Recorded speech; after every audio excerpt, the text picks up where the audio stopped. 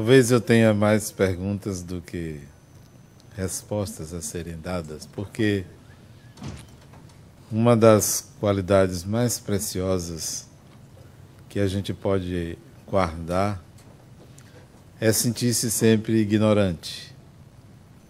Ignorar é estar aberto a aprender. E quando a gente está aberto a aprender, podemos vencer e ultrapassar dificuldades e obstáculos. E no que diz respeito ao espiritual, a ignorância é uma boa companheira, porque nós construímos muitas ideias sobre este assunto de uma maneira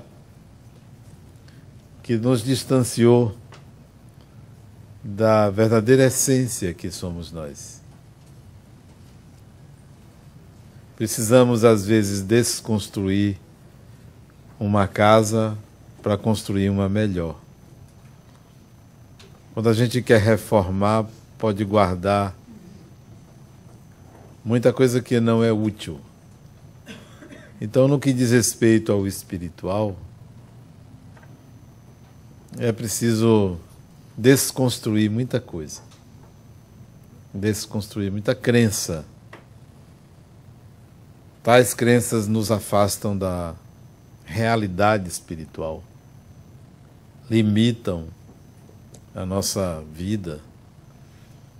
Quando o Criador fez algo maravilhoso, como a música que a gente ouviu aí,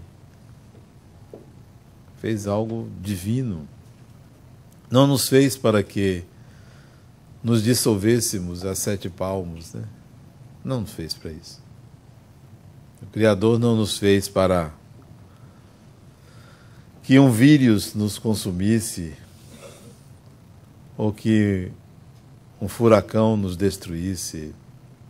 Isso é pequenez da nossa mente, achar que a vida se encerra no decesso físico, né? A vida se encerra em um corpo.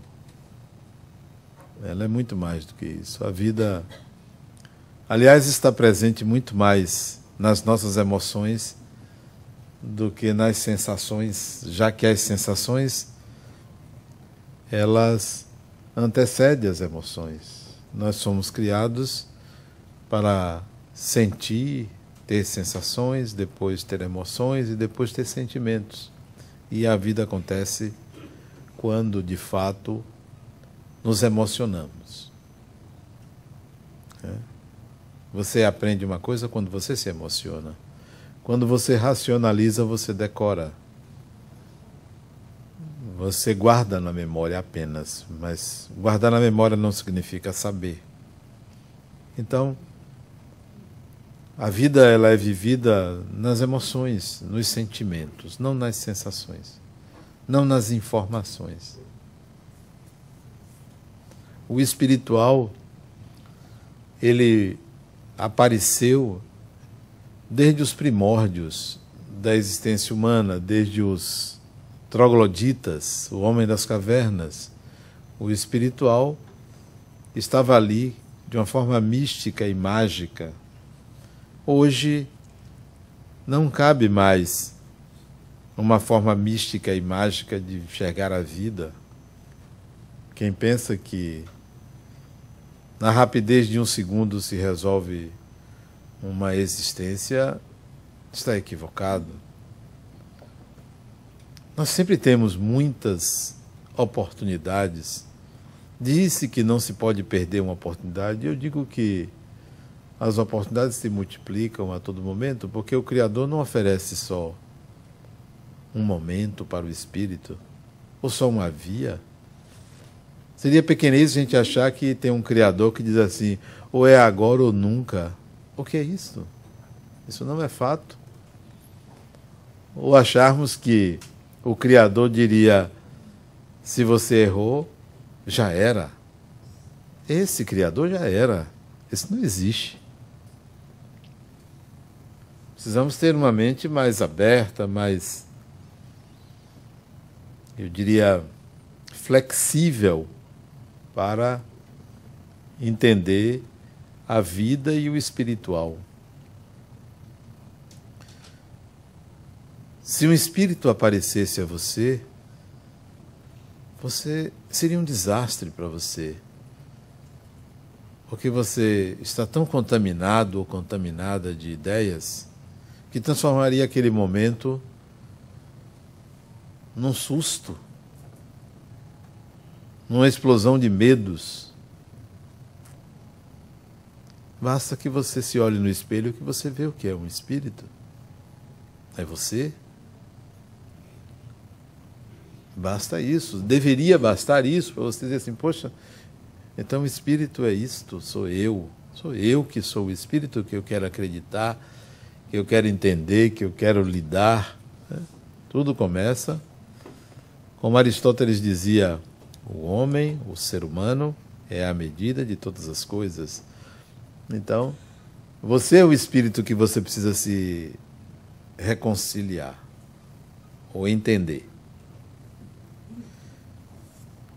O espiritual não é melhor do que o material, nem o material é melhor do que o espiritual. Se confundem, se identificam. Eu já me perguntei e trouxe essa questão recentemente, por que a vida material está aumentando? Porque antigamente se vivia 40 anos, depois 50, 60, 70, hoje se vive 100 anos. Por que a vida no corpo está aumentando? E nós estamos evoluindo, porque a evolução é constante. Então por que a vida material está aumentando? Se fosse ruim, teria estacionado ou diminuiria. Mas cada vez mais o espírito reencarna e passa mais tempo no corpo. Eu desconfio, e é só uma desconfiança. Eu desconfio que a vida material é muito boa.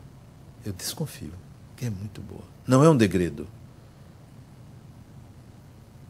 Não pode ser encarado como uma prisão.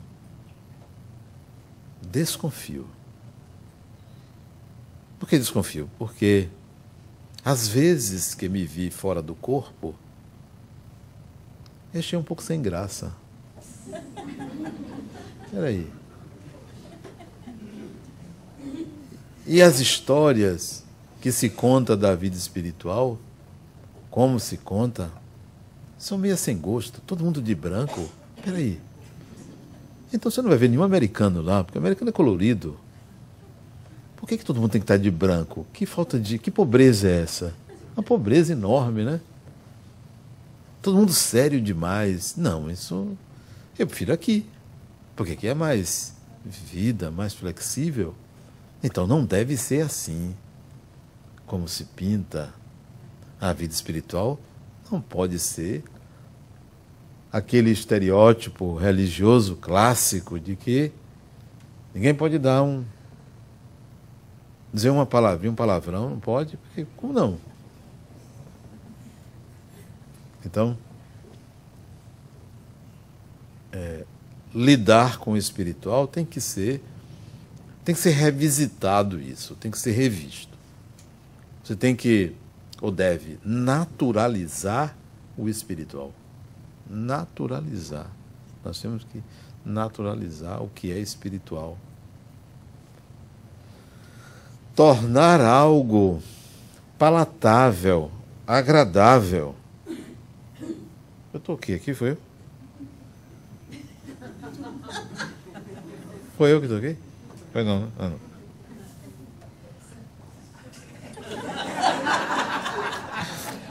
Não sei o que passou. Passou a mão aqui. Que eu não estou acostumado a falar assim, nesses lugares de destaque. Eu uso um banquinho. Né? Aí, mas tudo bem, desculpe aí. Aí, então, até já me perdi. Eu estava falando o que mesmo?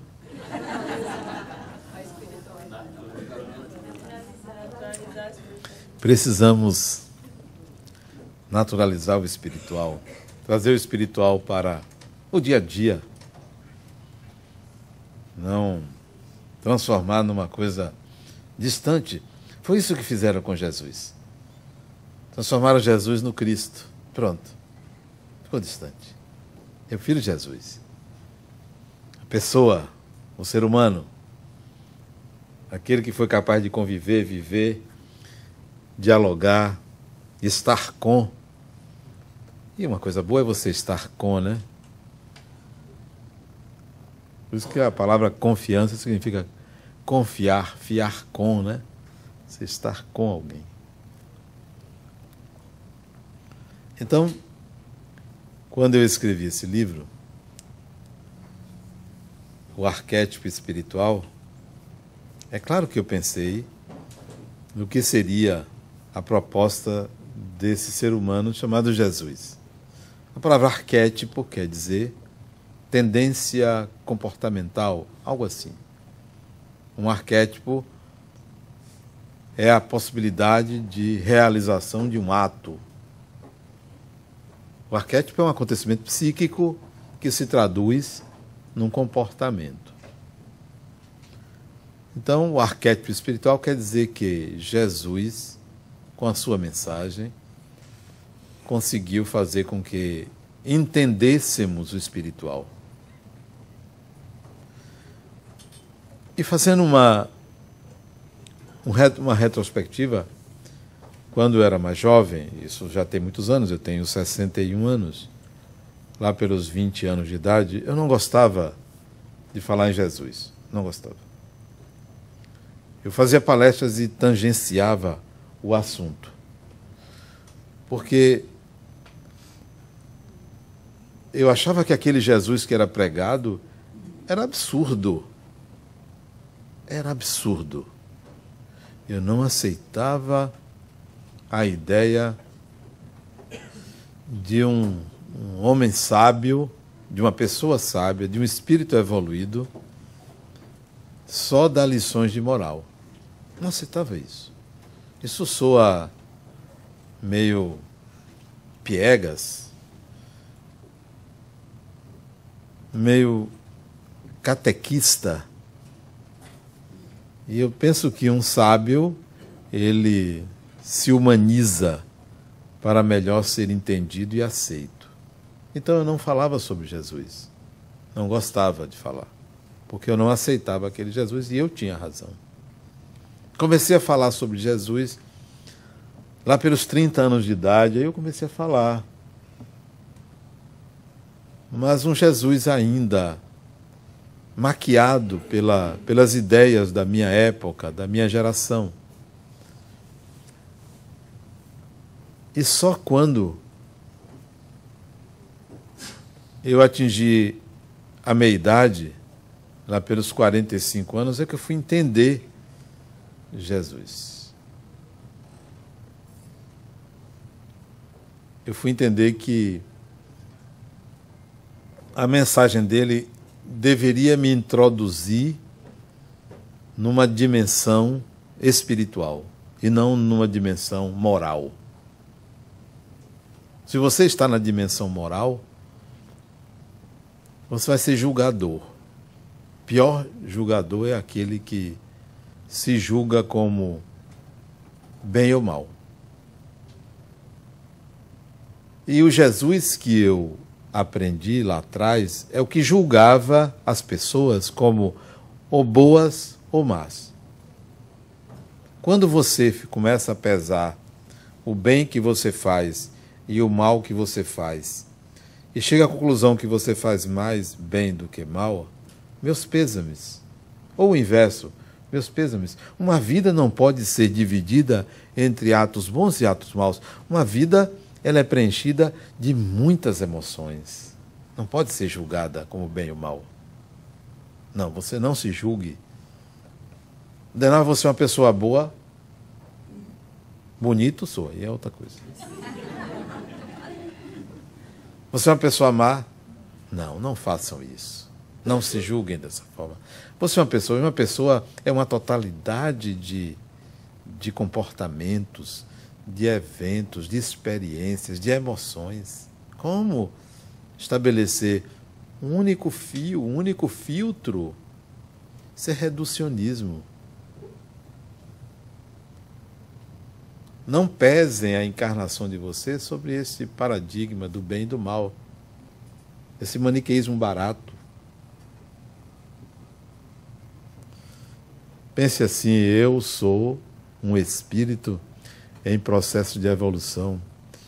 Vivi e vivo experiências significativas, importantes, nas quais eu sofri, fui alegre, triste, prejudiquei, não prejudiquei, tive comportamentos adequados, outros inadequados, mas vou vivendo, vou construindo a mim mesmo, porque a evolução do espírito é um processo de construção de si mesmo, né? Você está se construindo.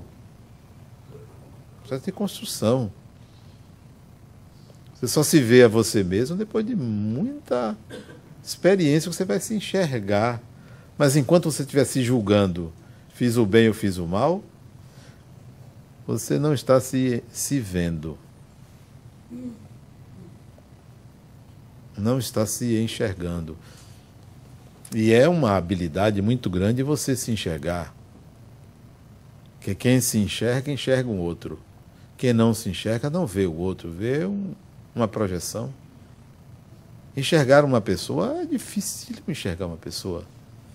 Não é enxergar o comportamento dela, é enxergar a alma dela. Isso requer que você veja a sua própria alma. Então, ao olhar Jesus depois da meia-idade que eu alcancei, 45, 40 e poucos anos, eu digo, então é isto, eu tenho que me enxergar como espírito. Eu tenho que me ver como espírito. E que coisa maravilhosa é isso. Não pense que isso é ruim, não. Assim, mas eu tenho que me penitenciar. Não, eu sempre disse a Deus, olha, se eu tiver que pagar alguma coisa, é por prestação, 240 mil vezes, assim, muitas prestações. Não pode ficar sofrendo. Sofrimento é uma escolha. A gente não escolhe a dor, mas o sofrimento a gente escolhe. Então, não, nada disso, não quero isso, não. Então, enxergar Jesus como um sábio e um espírito evoluído foi também enxergar a flexibilidade da sua fala, né? Imagine que coisa fantástica você cometer um equívoco e ver alguém dizer assim, você está errado, você tem que pagar por isso. Isso é um absurdo. Você faz isso com a criança? Não. Você educa, você ensina como fazer. Então Jesus me mostrou que eu não tinha que ser culpado pelo que eu não sabia. Posso ser culpado pelo que eu não sei. Alguém tem que me dizer o que é, como é. Quando você lê o Evangelho, está escrito lá assim, que você deve perdoar 70 vezes 7 vezes. 70 vezes 7 vezes dá quanto? 490 vezes. Ave Maria. É de exigir demais da pessoa. O outro está ali lhe castigando, lhe massacrando, e você tem. Está perdoado. Está perdoado. Não é assim. Ninguém aguenta. Ninguém aguenta. Tem gente que na primeira já dá logo um tapa. Não tem. Já manda logo para a prisão. Não é assim. A palavra, ela é morta, ela é sintética. É preciso que você vá ao significado.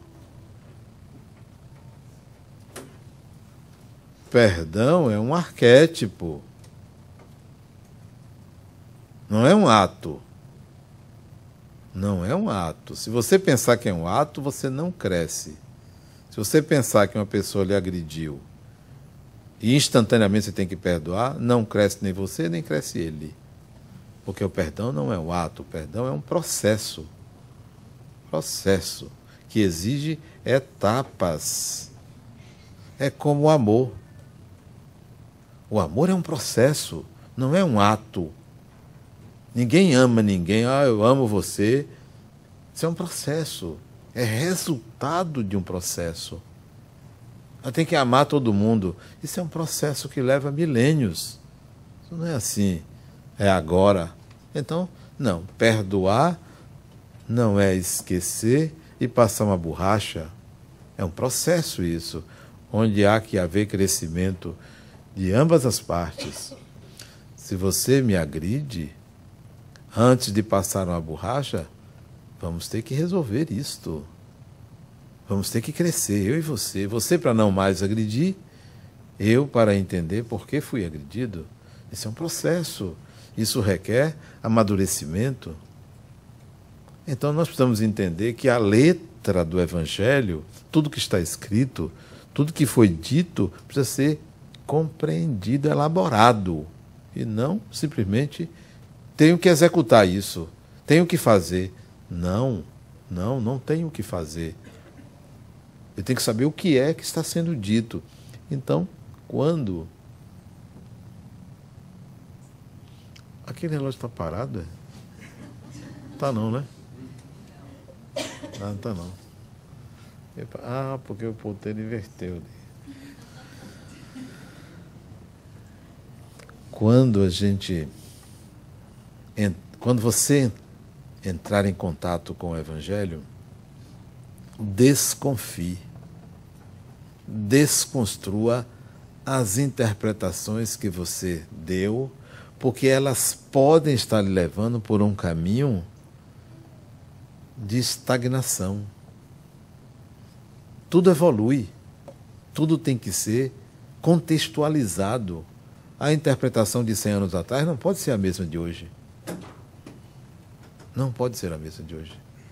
Se você chegar num centro espírita em Salvador e alguém, numa reunião, pegar o celular e for ler, vai chamar isso de absurdo.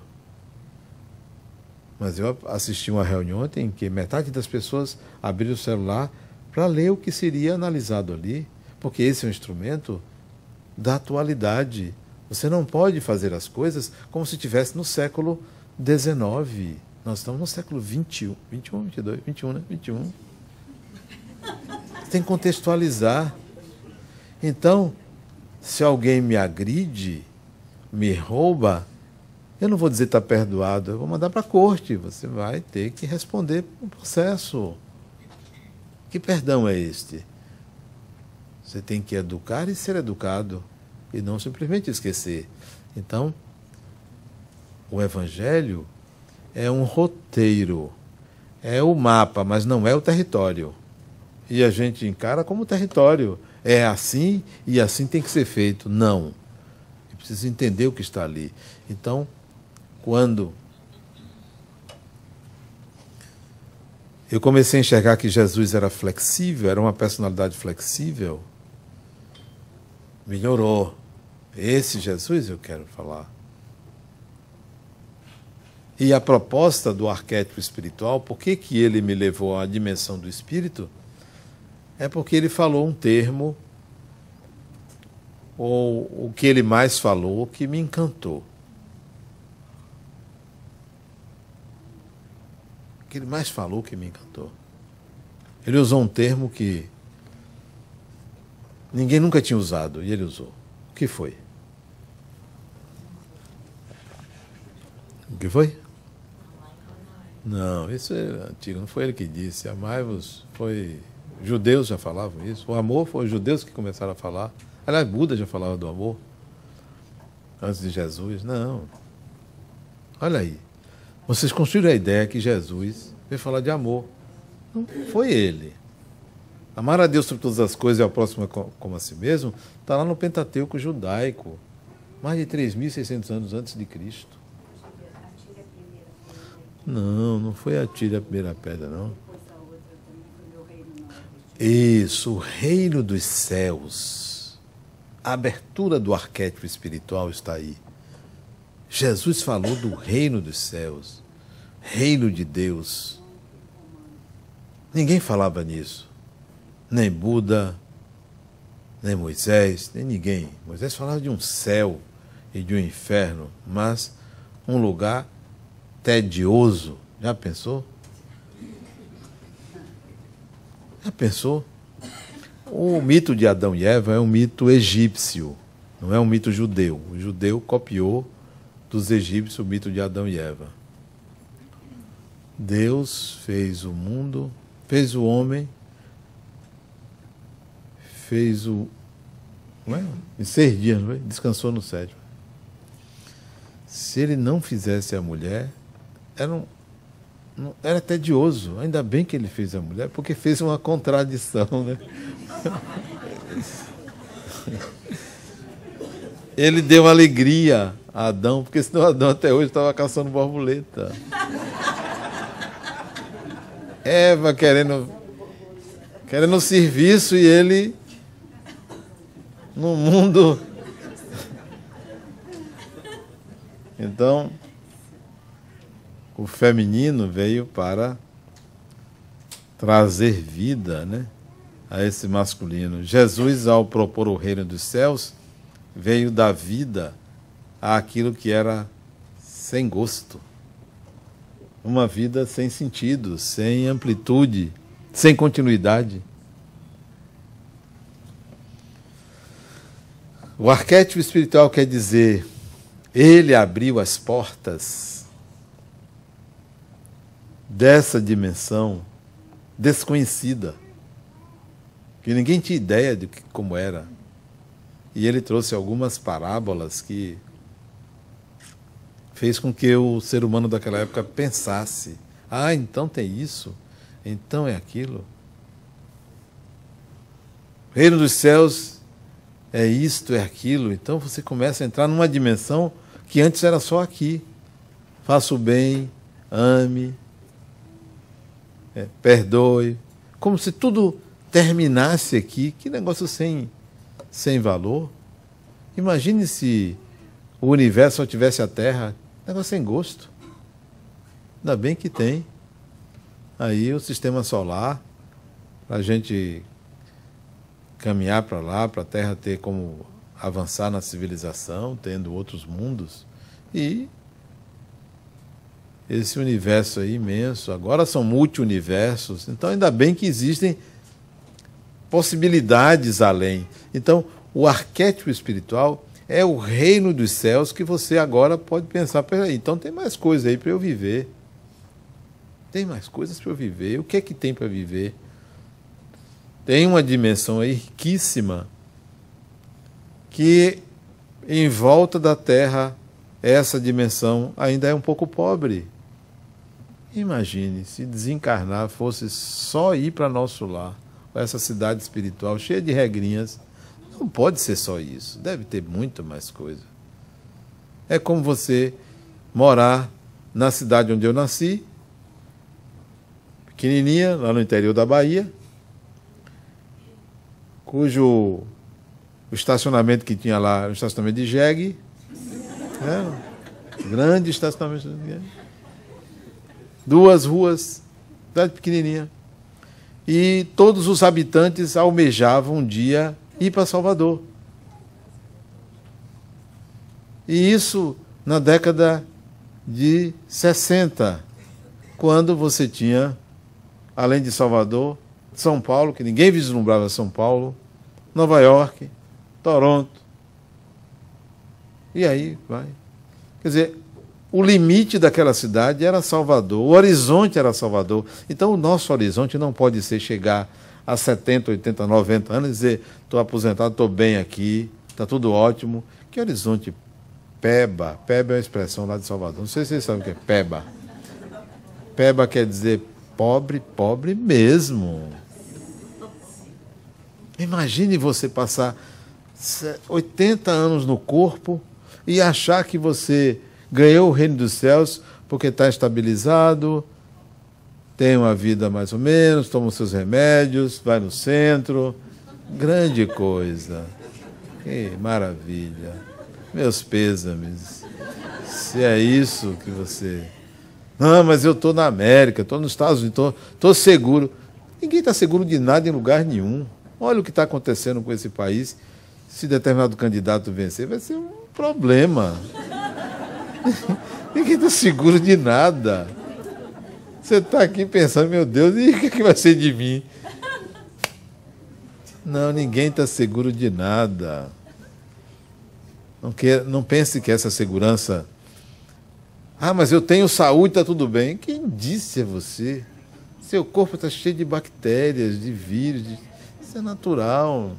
Quem disse? O patrimônio mais importante do espírito é a paz interior. Fora isso, é tudo enganoso. É a paz interior. Se você tem paz interior, não é nem exterior. Pode estar na guerra, no Iraque. Iraque tem guerra no Iraque? Tem. Não. Paz interior é o patrimônio do espírito, é você estar reconciliado com o seu principal adversário, que é você mesmo. Então, a proposta de Jesus foi abrir essa dimensão de que há algo mais além para você seguir. Como é como você é. É como você é. Você saiu do Brasil e foi para os Estados Unidos. Mudou o quê? Só de domicílio. Porque você não se esconde de você mesmo. Desencarna. Vai para não sei aonde. Só mudou de domicílio. Porque você é você mesmo. O negócio está rodando aqui. Ah, não aparece ali não. Aparece aqui.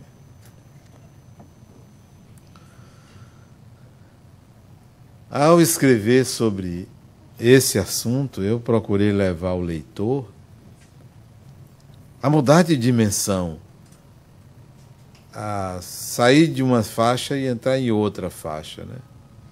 Os horizontes já não são os mesmos. Quando eu comecei a estudar psicologia, meu horizonte era ser um bom psicólogo. À medida que eu fui entrando em contato com a profissão, meu horizonte passou a ser outro. Se você entra em contato com o espiritismo agora, dizendo, eu quero acreditar que existe espírito, você está muito atrasado.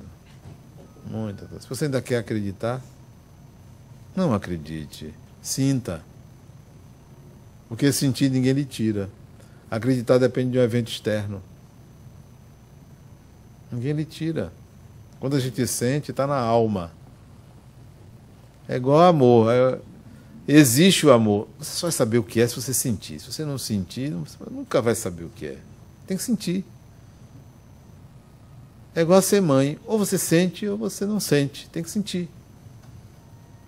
Só sentindo.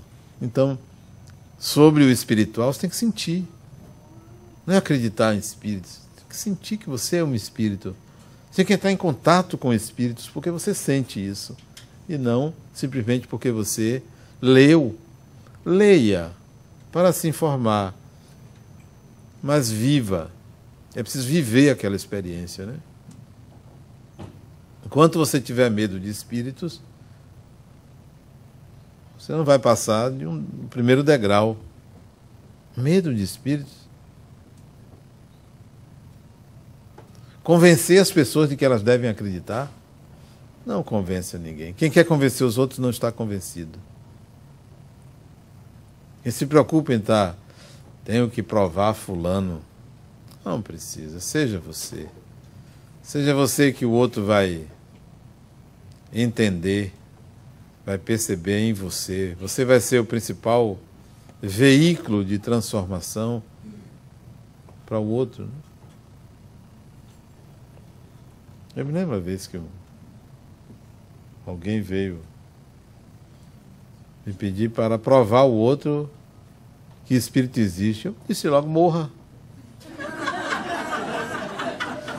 Morra. Morra. Me prove que existe. Morra, criatura. Mas, Adenor, como é que você diz um negócio desse se a pessoa se matasse? A morte ou a vida de uma pessoa não me pertence. Não me pertence. A vida de ninguém está na sua mão. De ninguém. A vida do outro pertence a Deus. Então, se alguém se mata por minha causa, fez suas escolhas. Mesmo que eu diga se mate, é escolha pessoal. Mesmo que eu atire em alguém para matar, a morte dessa pessoa é escolha pessoal. Ninguém mata ninguém. Então, não, sinta. A vida tem que ser sentida. É igual a um pedaço de bolo. Se você engolir, não sente o gosto. Você tem que degustar, você tem que mastigar. A vida precisa ser mastigada, né? Precisa ser degustada. O espiritual também precisa ser degustado, né? Precisa ser sentido. Sim, você é um espírito desencarnado, né? Quer me falar alguma coisa? Vamos lá, fale. Vamos naturalizar isso. Não, a gente se abriga ali, proteger. Já pensou? Tem um espírito aqui. Ora, na sua casa está cheio de espírito. No seu quarto. Hoje, quando você chegar lá, tem lá. Está lá. Está lá. Tem. Alguns brasileiros, alguns americanos, tudo lá. Lá aguardando. Você liga a televisão para ver. O Brasil tem lá meia dúzia sentado assim. Brasileiro que veio para cá, desencarnou aqui. Não tem onde ir, vai para sua casa, fica lá. Com televisão com você. Cheio, assim, ó. E você com medo. Tudo convivendo com você. Com certeza você precisa amadurecer. Ah, mas a pessoa é materialista. Pode ser materialista, pode ser evangélico, pode ser espírita. Tudo isso é rótulo. Isso é rótulo. É meio, é caminho, é possibilidade. A questão é que você é você.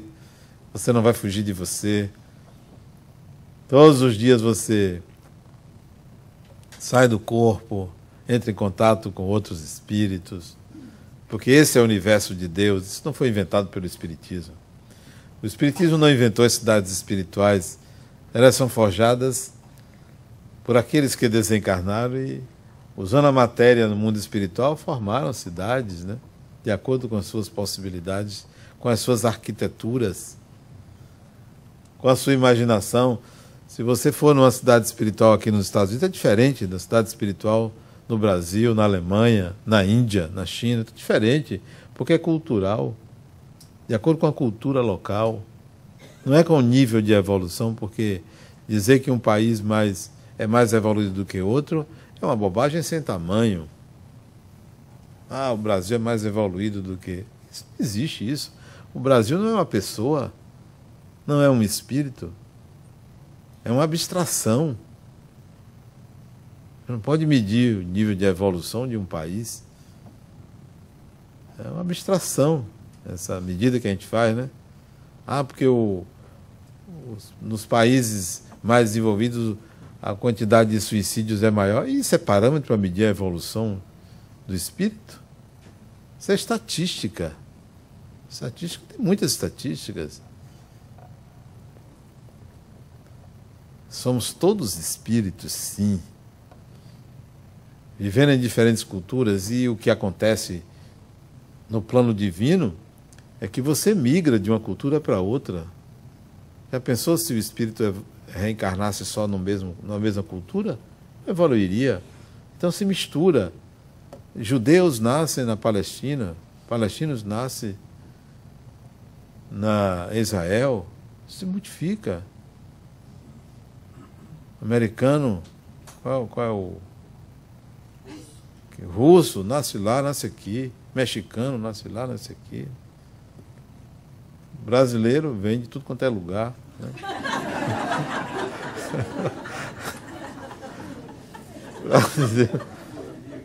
Nós brasileiros, nós somos uma mistura muito grande, né? Nós não temos uma identidade de pátria.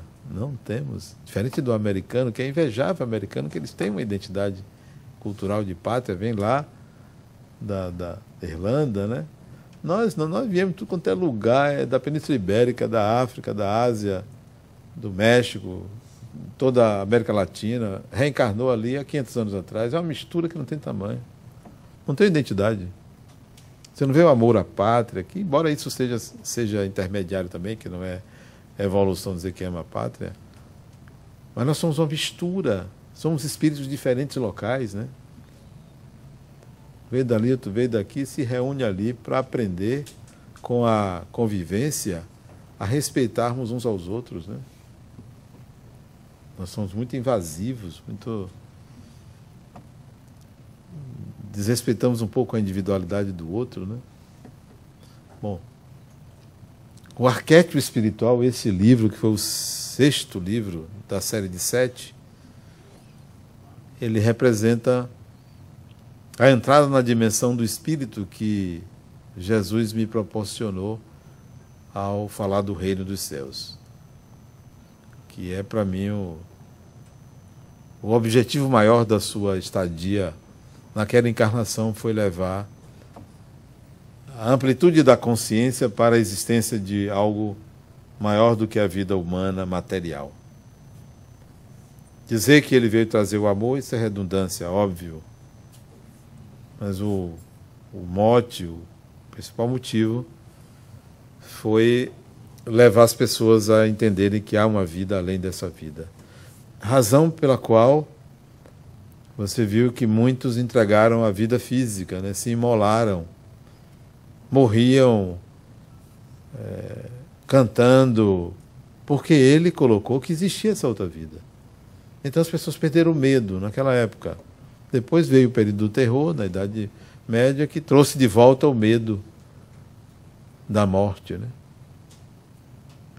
Que é um medo infantil. Tem gente dizendo, não, eu não tenho medo da morte. Eu tenho medo de sofrer durante a morte. Não dói não, quer ver? Não dói. Não dói. A morte não dói. Não tem dor nenhuma. Eu experimentei recentemente, tive uma experiência de morte recentemente. Vai fazer agora 2 anos que eu tive um AVC e eu vi meu corpo eu perdendo a capacidade de mexer com ele. Que o AVC paralisou metade do meu corpo. Então eu fui vendo o processo. Semelhante à desencarnação, não dói. Até eu tive uma sensação gostosa do momento. Eu nunca fumei maconha, mas deve ser a mesma sensação. Deve ser a mesma sensação de quem fuma baseado. Porque foi quase um desmaio, assim. Interessante aquilo. Fui para a UTI, achei aquilo tudo muito interessante.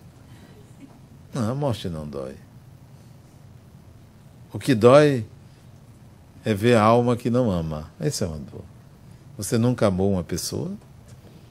Isso é que é triste, né? Mas a morte não. A morte é uma experiência que vocês vão ver positiva, porque você fecha um ciclo. Fecha um ciclo. E, por favor, não se julguem. Nem quando sair da vida desse corpo, não faça um balanço assim, fiz o bem ou fiz o mal.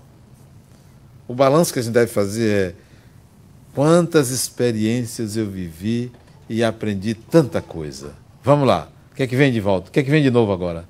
O que é que eu vou viver agora? É isso que a gente deve fazer. E não ficar pensando, eu fiz o mal. Que nada, todo mundo faz o mal. Nesse sentido, todo mundo faz o mal. Todo mundo faz bem. Até o marginal lá faz o bem. Quanto mais você que não é marginal. Não pese a vida de bem e mal. Fale como poeta não, pintor Pablo Picasso, que dizia, confesso que vivi. Porque não viver é que é terrível, né? Você tem que viver. Viver intensamente e apaixonadamente. E aí vale a pena a vida, quando a gente vive intensamente e apaixonadamente. E esse viver intensamente e apaixonadamente é viver em contato com o espiritual. É apaixonante lidar com o espiritual. Apaixonante. É muito bom. Não se esgota aí na questão... A mensagem do Cristo não se esgota na questão espiritual. Não se esgota na abertura do espiritual. Mas é o ponto principal da mensagem de Jesus, é abrir a nossa mente para a dimensão do Espírito. Muita paz.